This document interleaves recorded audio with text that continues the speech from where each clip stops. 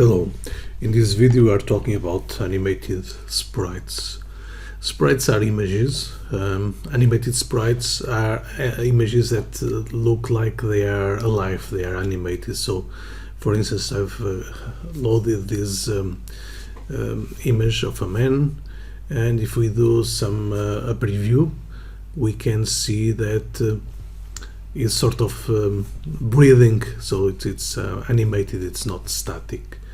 How do we do this? If I edit the sprite, I can see how this is built.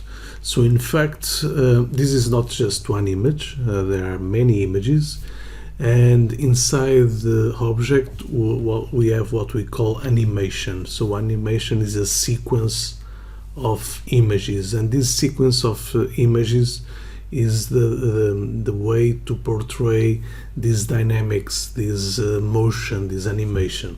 So for instance, the one that we saw is the animation called idle, animation number 0.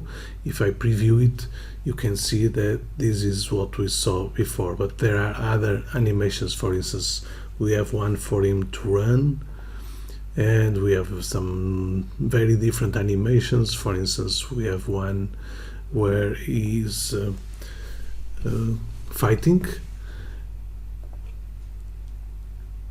So the idea of the animated sprite is really to build different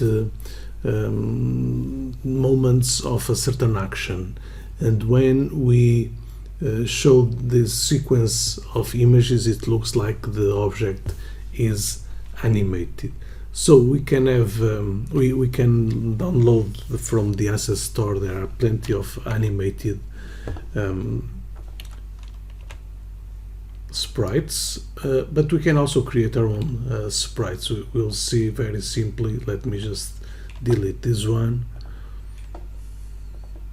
and now we are going to add a new animated sprite. So let's create a new object from scratch. Let's create a sprite. Just let's call it test, and we are going to do an animation. So also the animation is test, so we can have different animations, so walking, running, jumping, and so on. And we are going to use the editor, graphical editor from GDevelop, which is Piscal, and we are going to do a very simple animation. So let's just do a vertical line, and this is our first frame, that is the first image for our sequence. We are adding a second frame, which is the same line but 45 degrees. Let's add a new frame with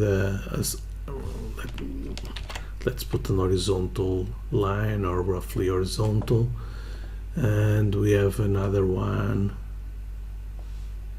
here, and you can see here on the right that shows you a preview of your animation. Let's save this and apply, and now we have our object test.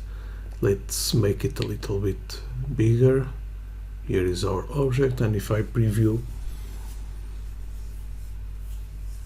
and here is our object spinning. If I want him to continuously spin, what I have to do is to put it in a loop, and so he'll continue to spin until we stop him through some code.